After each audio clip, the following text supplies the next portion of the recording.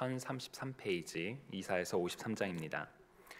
우리가 전한 것을 누가 믿었느냐? 여호와의 팔이 누구에게 나타났느냐? 그는 주 앞에서 자라나기를 연한 순 같고 마른 땅에서 나온 뿌리 같아서 고운 모양도 없고 풍채도 없은즉 우리가 보기에 흠모할 만한 아름다운 것이 없도다. 그는 멸시를 받아 사람들에게 버림받았으며 간고를 많이 겪었으며 질고를 아는 자라. 마치 사람들이 그에게서 얼굴을 가리는 것 같이 멸시를 당하였고 우리도 그를 귀히 여기지 아니하였도다. 그는 실로 우리의 질고를 지고 우리의 슬픔을 당하였거늘 우리는 생각하기를 그는 징벌을 받아 하나님께 맞으며 고난을 당한다 하였노라.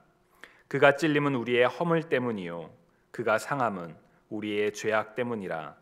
그가 징계를 받음으로 우리는 평화를 누리고 그가 채찍에 맞음으로 우리는 나음을 받았도다. 우리는 다 양 같아서 그릇 행하여 각기 제 길로 갔거늘 여호와께서는 우리 모두의 죄악을 그에게 담당시키셨도다.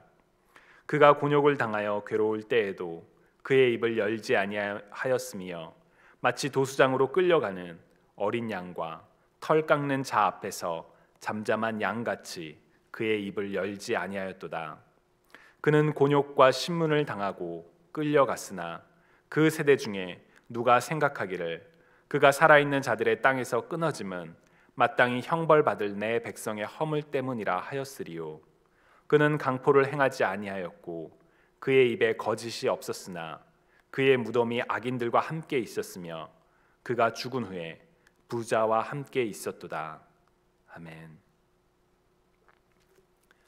오늘 우리가 읽은 이사야서 53장에서 직접적으로 언급이 되지는 않지만 많은 사람들이 오늘 본문의 주제를, 핵심 단어를 고난의 종 혹은 고통받는 종으로 소개하곤 합니다. 여러분도 아마도 적어도 한 번 이상, 아니 어쩌면 자주, 특히나 우리 사순절이나 고난 주간에 자주 들어보셨던 단어일 것입니다. 왜 예수님께서 고난받는 종, 고통받는 종 혹은 고난의 종으로 불리시는 것일까요? 오늘 보면 4절에서부터 6절에 그 직접적인 이유가 나옵니다. 그는 실로 우리의 질고를 지고 우리의 슬픔을 당하였거늘 우리는 생각하기를 그는 징벌을 받아 하나님께 맞으며 고난을 당한다 하였노라. 그가 찔림은 우리의 허물 때문이요 그가 상함은 우리의 죄악 때문이라. 그가 징계를 받음으로 우리는 평화를 누리고 그가 채찍에 맞음으로 우리는 나음을 받았도다. 우리는 다 양 같아서 그릇 행하여 각기 제 길로 갔거늘 여호와께서는 우리 모두의 죄악을 그에게 담당시키셨도다. 아멘. 여러분들께서는 왜 이 본문이 예수님을 가리킨다고 생각하시나요? 우리가 지금 본 것처럼 본문 어디에도 예수님이라는 단어는 등장하지 않습니다. 게다가 이 본문은 예수님께서 이 땅에 오시기 전에 약 700년 전에 쓰여진 본문이기도 합니다. 그렇다면 어떻게 우리는 이 본문에서 이야기하는 질고와 고통을 당하는 바로 그가 예수 그리스도라는 것을 알 수 있을까요? 가장 기본적인 답변이라면 모든 성경이 예수님에 관해 증거하고 있다는 사실입니다. 요한복음 5장 39절에서 너희가 성경에서 영생을 얻는 줄 생각하고 성경을 연구하거니와 이 성경이 곧 내게 대하여 증언하는 것이니라 라고 예수님께서는 분명하게 답변하신 바 있습니다. 즉 성경은 우리가 성경을 읽을 때마다 가져야 되는 기본적인 태도는 바로 예수 그리스도를 증거하는 성경을 통해 예수 그리스도를 발견하는 것입니다. 성경에서 어떠한 도덕적인 교훈이나 혹은 삶에서 도움이 되는 어떤 원리를 찾기 위해서 성경을 읽는 것이 아니라 바로 하나님께서 하나님의 사람들을 통해 기록하게 하신 성경을 통해 예수 그리스도를 만나는 것이 성경 읽기에 가장 중요한 핵심이라고 할 수 있죠. 그런 점에서 우리는 이사야서는, 아니 성경 전체는 바로 예수님을 가리키고 있습니다. 그래서 이 본문이 예수님에 관한 이야기입니다 라고 이야기도 할 수 있습니다. 그러나 여전히 우리에게는 궁금증이 있을 수가 있죠. 성경이 예수 그리스도를 가리킨다는 것을 압니다. 그런데 어떻게 이 본문이 이사야서 53장 이 본문이 예수 그리스도를 가리키는지 보다 구체적인 증거가 있나요? 라는 질문을 우리는 해볼 수가 있죠. 여러분, 이사야서 53장이 예수 그리스도를 가리킨다라는 구체적인 증거가 있을까요? 있습니다. 바로 신약 성경, 특히나 복음서는 이사야의 예언이 직접적으로 예수님을 가리키고 있음을 증거합니다.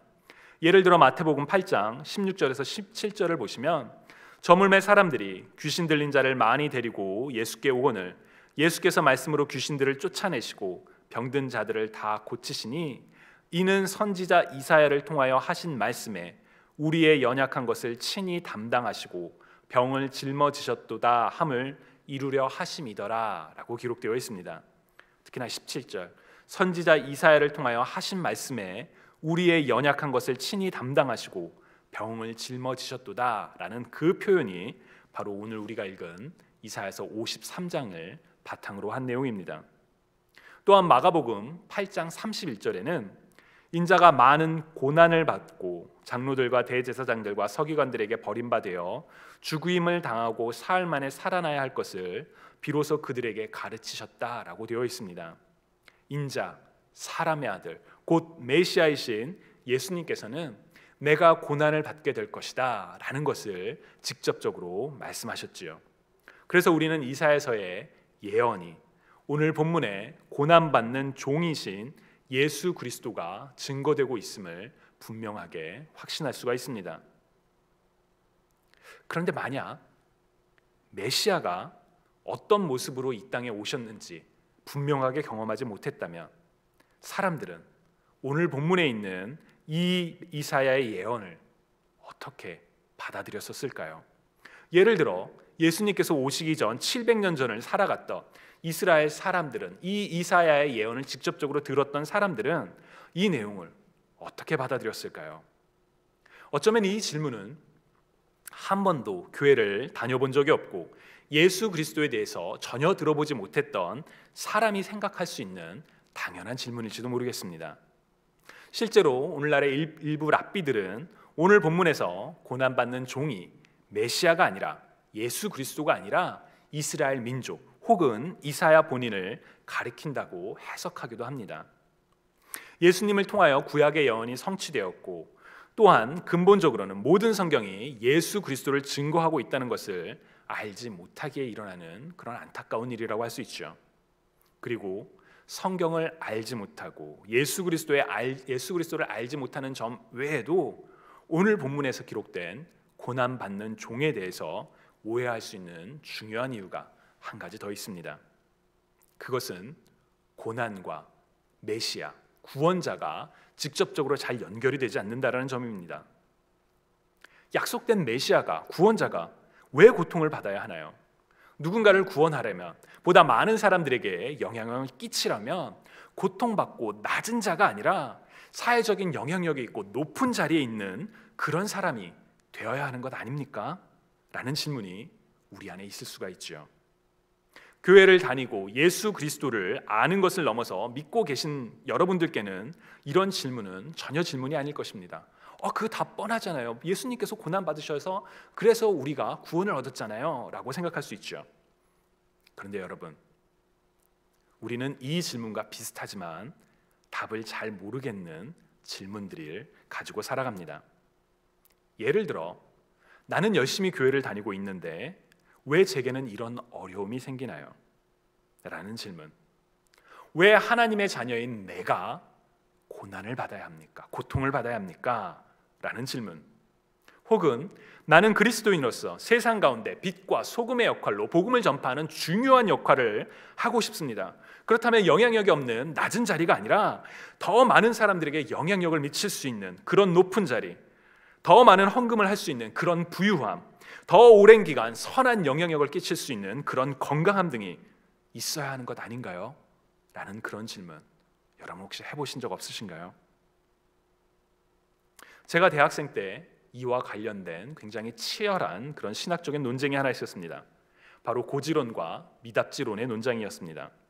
고지론은 전쟁에서 승리하기 위해서는 높은 고지를 점령해야 된다. 즉 그리스도인들이 사회를 변화하기 위해서는 높은 곳, 힘이 있는 곳에 가서 영향력을 끼쳐야 한다라는 주장이고, 미답지로는 그리스도인들은 아직 답사하지 않은 지역, 곧 사람들의 눈에 잘 띄지 않고 낮은 지옥으로 가서 묵묵히 고통을 감내하며 희생의 씨를 뿌리는 일을 해야 한다라는 논쟁이었습니다.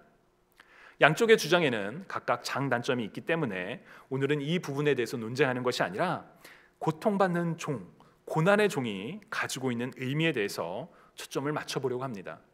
예수님이 고통받는 종으로서 당연하게 여긴다면 우리는 고통받는 종이 되어야 할까요? 아닐까요? 라는 그 질문입니다. 고난받는 종 혹은 고난의 종이라는 단어에서 우리가 메시아라는 컨텍스트를 제외하면 사실 이 단어만큼 부정적인 단어는 없습니다. 고통을 받기도 힘든데 누군가의 종이라니요. 아니 어떻게 고통받는 종이 되죠? 예수님을 생각하지 않고 고난의 종이라는 단어를 생각할 때 가장 먼저 떠오르는 이미지가 있다면 그것은 출애굽을 하기 전 이집트에서 노예로 살던 이스라엘 사람들입니다. 이들은 자신들의 의사와 상관없이 종이 되었죠. 이들이 이스라엘 사람들이, 이스라엘의 가족이 애굽으로 갔던 건 그 지역에 살고 있던 흉년을 피하기 위해서 구원처로서, 그리고 자신의 아들 요셉이 애굽의 총리로 있던 그 땅에 피하기 위해서 갔었죠. 그러나 시간이 흘러 요셉을 알지 못하는 왕들이 세워지자 이제 이스라엘 사람들은 그곳에서 노예의 신분으로 전락하게 되었습니다. 자유를 빼앗기고 자신의 의사와 상관없이 누군가의 종으로 살아갔죠. 그것만으로도 억울한데 성경은 그들이 참을 수 없는 아주 막중한 노동으로 인해 극심한 고통을 겪었다라고 이야기를 합니다. 그래서 출애굽 전에 이스라엘 사람들의 그 상황을 가장 잘 표현하는 단어가 있다면 고통받는 종일 것입니다. 그리고 이 단어만큼 부정적이고 정말 절박한 그런 단어는 없지요. 그런데 아이러니하게도 우리는 예수 그리스도를 고난받는 종, 고난의 종이라고 이야기를 합니다. 우리에게는 고난의 종이라는 단어 자체가 이미 예수 그리스도를 가리킨다는 것을 알기에 이 단어는 긍정적이고 그리고 경건한, 거룩하게까지 보이는 그런 단어로 되어 있지만 사실 이 단어는 출애굽의 컨텍스트를 고려하거나 아니면 오늘 이사야서의 본문만 보더라도 결코 좋은 단어가 될 수 없는 단어입니다. 실제로 오늘 본문 2절을 보면 그는 주 앞에서 자라나기를 연한 순 같고, 어떻게 여기까지 보면 연한 순, 정말 새싹, 이런 좋은 의미가 있는 것 같지만 그 이어지는 표현들을 보면 마른 땅에서 나온 뿌리 같아서 고운 모양도 없고 풍채도 없은즉 우리가 보기에 흠모할 만한 아름다운 것이 없도다라고 기록합니다. 매우 보잘것없다라는 표현이지요. 그리고 바로 전장인 이사야서 52장 14절을 쉬운 성경으로 읽으면 그를 보고 여러 사람이 놀랬다. 매맞고 피 흘림으로 그의 얼굴과 모습이 너무 상하여 사람처럼 보이지 않았다라고 기록합니다. 이스라엘 사람들이 출애굽에서 고난의 종으로 고통을 받았던 것처럼 메시아 역시 겉보기에는 보잘것없고 상하여 사람처럼 보이지 않을 그런 비참한 상태라는 것이지요. 즉 고난의 종이라는 표현에는 세상적인 관점에서 보면 아무리 좋게 보려고 해도 좋게 볼 수 없는 그런 부정적인 이미지들이 가득합니다. 따라서 오늘 본문에 담긴 고난의 종 예수 그리스도를 이해하기 위해서는 고난의 종에 대한 세상적인 관점이 아니라 믿음의 관점이 필요합니다. 그리고 그 믿음의 관점은 예수 그리스도만이 고난의 종이 아니라 예수 그리스도를 닮기를 원하는 우리들이 어떠한 모습으로 세상을 살아가야 하는지에 대해서도 우리에게 방향을 보여주기도 합니다. 첫 번째는 종이라는 신분에 대한 관점에 달려 있습니다. 세상적인 관점에서 종은 자유를 빼앗긴 속박된 존재를 가리킵니다. 내 인생의 주인은 내가 되어야 하는데 내가 하고 싶은 대로 살아갈 수가 없으니 기회가 된다면 언제든지 주인의 속박을 벗어버리고 싶은 바램을 갖는 그런 존재이지요. 반면 믿음의 관점에서 혹은 성경적 관점에서의 종은 세상적 관점에서의 종과 비슷하지만 중요한 부분에서 결정적으로 차이가 납니다. 자신의 주체권, 자신의 소유권을 주장하지 않는 자는 점에서 성경적 관점에서의 종도 세상적 관점에서의 종과 비슷하지만 그것을 기쁜 마음으로 한다는 점에서 중요한 차이가 있습니다.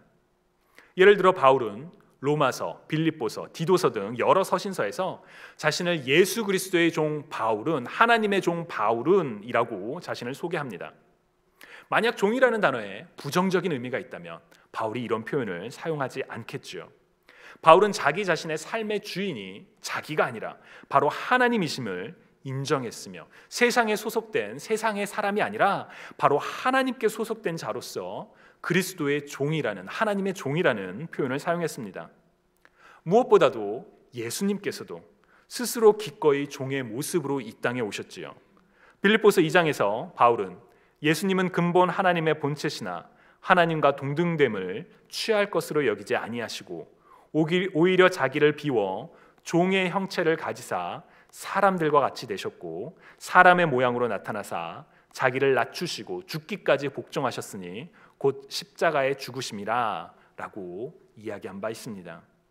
종의 모습으로 죽기까지 복종하셨던 예수님, 그리고 무엇보다 요한복음 10장에서 예수님은 나는 선한 목자라, 선한 목자는 양들을 위하여 목숨을 버린다 라고 말씀하시며 양들을 위해 자기 목숨을 스스로 버리실 것임을 말씀하셨습니다. 곧 예수님께서는 세상적 관점에서의 종이 아니라 바로 하나님의 하나님 되심을 인정하며 하나님의 뜻이 성취되도록 하나님의 영광을 위하여 믿음의 관점에서 종으로서 이 땅에 오신 것이지요. 그런 점에서 성경적 관점에서의 종은 세상적 관점에서의 종과는 분명히 다릅니다. 두 번째는 고난의 의미입니다. 앞서 말씀드렸던 것처럼 고난과 고통을 좋아하는 사람은 그 누구도 없습니다. 정상적인 사람이라면 누구나 편하고 고통 없는 삶을 바라는 것이 어찌 보면 세상적 관점에서의 고난에 대한 인식이라고 생각합니다. 그런데 아주 간혹 세상에서도 고통은 힘들지만 그 고통을 감내할 때가 있습니다. 그것은 고통으로 말미암아 더 큰 선을 이루어낼 때입니다. 예를 들어 저는 남자여서 산모가 겪는 그런 산통을, 출생의 그 고통을 이해하지는 못합니다.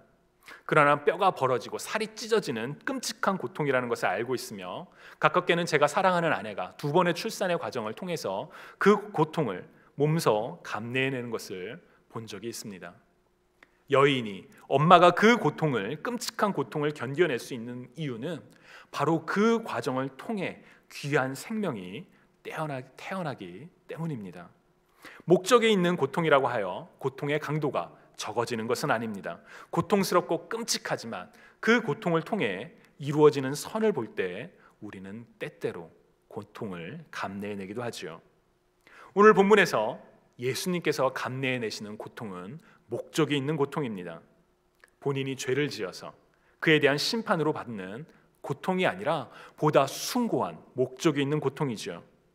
4절에 기록된 것처럼 어떤 이들은 그는 징벌을 받아 하나님께 맞으며 고난을 당했다라고 생각을 합니다. 당시에 이스라엘 사람들은 십자가에 달린 예수님이 신성 모독의 죄로 인해 벌을 받는다고, 그 고통이, 그 죽음이 당연하다라고 생각했겠지요.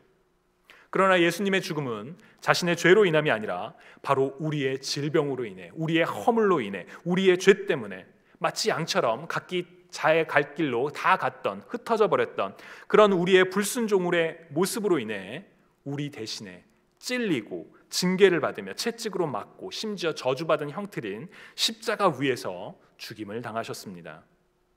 바로 죄 속에 빠져 있음에도 그것을 알지 못하는 죄인들, 바로 우리들을 위해 그 모든 고통을 감내내신 것이지요. 그래서 주님의 고통은 하나님의 뜻을 이루는, 하나님의 완전한 선을 이루는 그런 목적이 있는 고통이었습니다.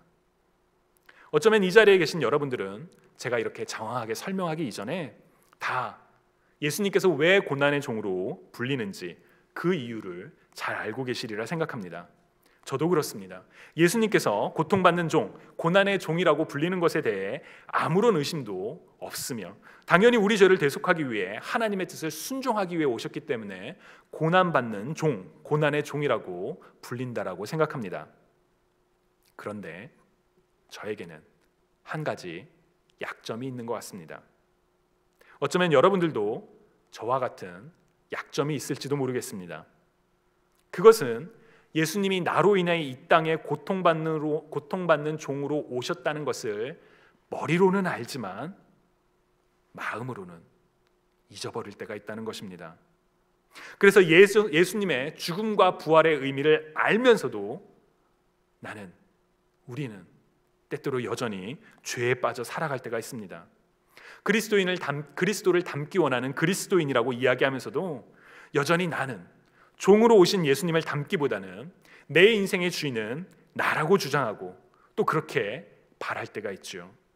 작은 기록 속에서도 하나님의 뜻이 이루어지기를 간구하기보다는 하나님의 뜻을 묻기보다는 내 뜻이 이루어지기를, 내 뜻을 구하는 것을 더 중요시할 때가 있습니다.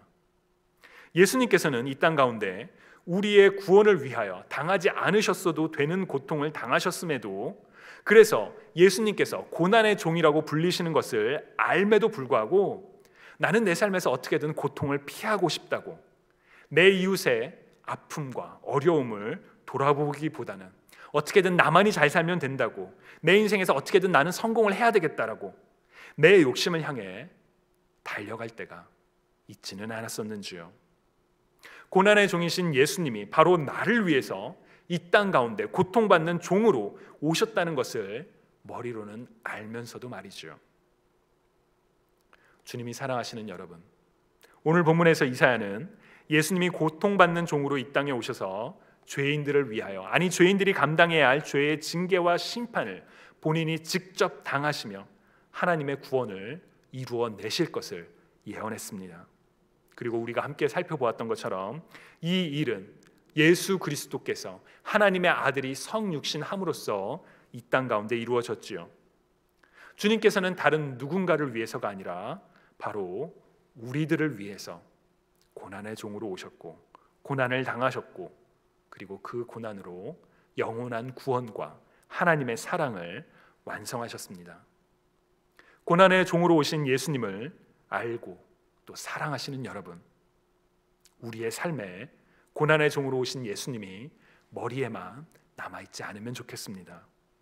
우리 마음에, 우리 모든 삶의 순간순간마다 바로 고난의 종으로 오신 예수님을 담으며 예수님께서 행하셨던 것처럼 하나님의 종으로서 하나님의 선하신 뜻을 위하여 기쁨으로, 설령 그것이 고통의 길이 되는 것처럼 보인다 할지라도 감사함으로 하나님께 나아가는, 하나님께 순종하는 저와 여러분이 되시기를 주님의 이름으로 간절히 축원합니다.